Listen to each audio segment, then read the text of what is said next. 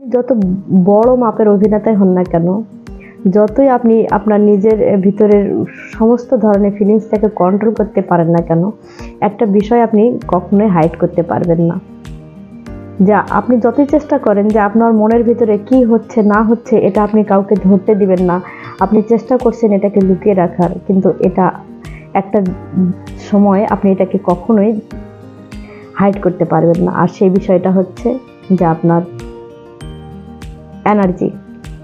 এখন আপনি কোন এনার্জির মানুষ, আপনি নেগেটিভ এনার্জির মানুষ না পজিটিভ এনার্জির মানুষ, আপনি যে মানুষের সঙ্গে চলছেন ফিরছেন কিংবা যে মানুষের সান্নিধ্যে আপনি গিয়েছেন বা যার সঙ্গে আপনি কথা বলছেন, সেই মানুষটার সঙ্গে যখন আপনি বসবেন একটা সময় সেই মানুষটা কিন্তু আপনার সেই ফিলটাকে আপনার সেই এনার্জিটাকে ফিল করা শুরু করবে আর কি।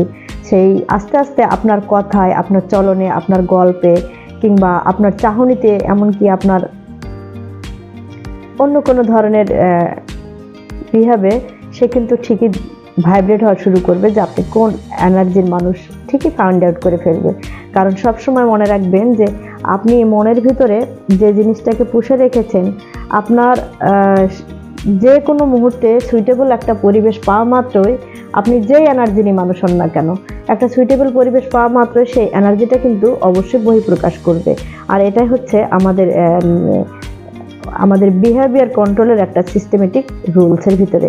তো আমরা অনেক সময় মনে করি যে আমি কারোর সঙ্গে মিশলাম বা কারোর সঙ্গে চললাম ফিরলাম, তাকে কিন্তু মনে মনে আমি খুব বেশি জেলাস করি কিংবা আমি কিন্তু মন থেকে ভালো কিছু চাই না।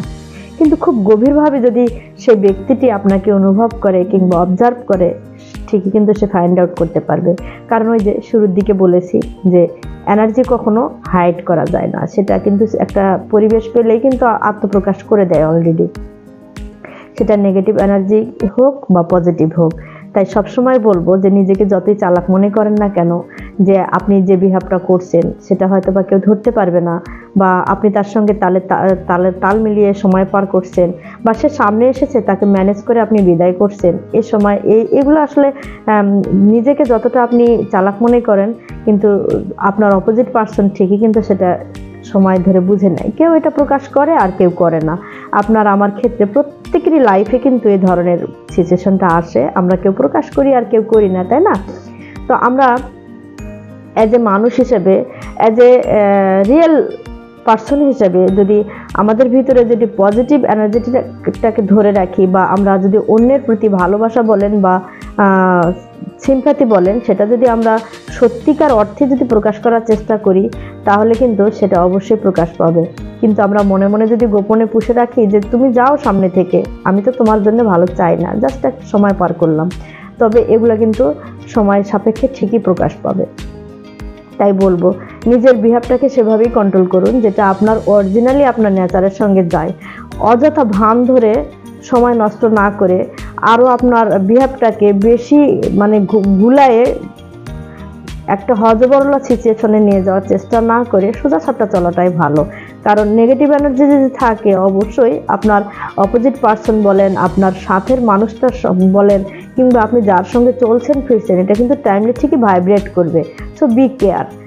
অন্যকে এতটা বোকা ভাববেন না যতটুকু আপনি নিজেকে চালাক মনে করছেন। ঠিক নিজে যতখানি চালাক, আপনার অপোজিট মানুষটা কিন্তু ঠিক ততখানি চালাক। এই জিনিসটা সবসময় মাথায় রাখতে হবে।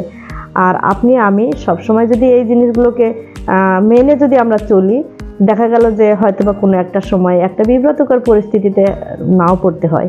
ধন্যবাদ সবাইকে। আর আমার এই ভিডিওগুলো যদি আপনাদের সামান্যতম মনে ভালোবাসার জায়গা তৈরি করতে পারে, অবশ্যই কমেন্টস করে জানাবেন।